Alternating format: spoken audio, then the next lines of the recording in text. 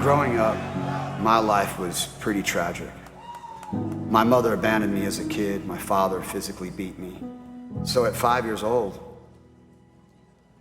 I was hanging out with the gangs on the corner.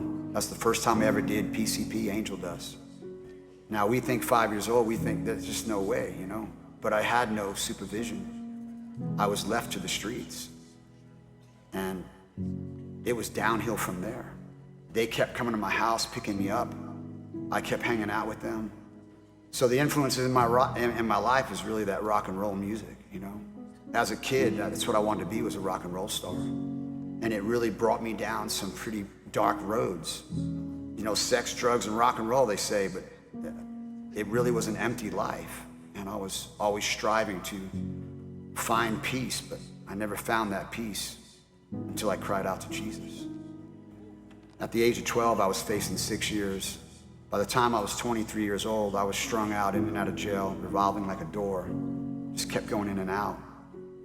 I wanted to die, very much so. I tried to commit suicide 3 times. But God spared my life. He began to speak to me. I went into an empty church. I surrendered my life to Christ and told him, God, I'm a sinner before you. Nobody had to tell me I was a sinner. Nobody had to tell me I was sinning. There was a conviction of the Holy Spirit telling me that I needed Christ. I was crying out to God. It's like, God, please help me. Please help me. I can't get away from these drugs. I'm just so addicted. So when I prayed that prayer, I said, God, put me in a place where I can't get no drugs. And little did I know, 2 days later, I would get arrested. There was a gentleman that came by my cell and he began to tell me about this Jesus, that he had a future and a hope for me. I didn't know what a future was. I didn't know what a hope was. And it blew me away that God would want to love me, you know? I never had that love growing up, so this love now was overwhelming. I wanted it so much, more than anything else, more than even breath itself. If the altar's where you meet us, take me there, take me there. If you're looking for an offering, it's right here. My life is here, and I'll be a living sacrifice for you. You're a fire, the refiner. I wanna be consumed. I wanna be tried by fire, purified. You take whatever you desire. Lord, here's my life. I wanna be tried by fire and purified. You take whatever you desire. Lord, here's my life. This gang that I was in, I couldn't just tell them, hey man, I'm gonna get my life right with God. And when I got out, I had to get out of the gang.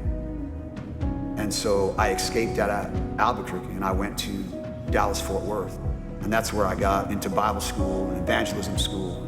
A lot of people don't realize the danger that I was really in. They literally took a contract out to kill me. And I did not know what was gonna happen, but I had to trust God. I figured if I was willing to die for sin, how much more should I be willing to die for the God that took away the sin that I was in?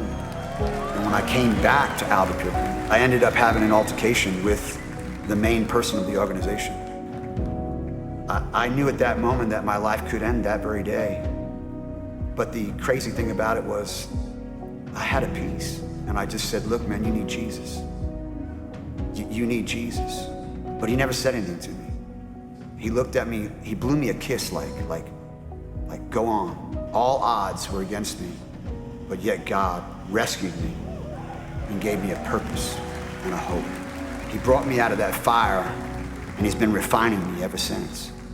If your glory wants to come in, let it fall. We want it all. Your fire is consuming. Fill this place, set it ablaze. I'll be a living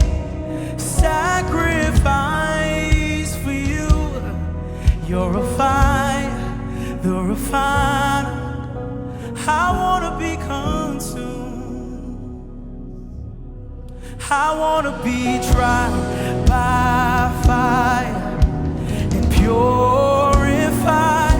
You take whatever you desire. Lord, here's my life. I wanna be tried by fire and purified. You take whatever you desire.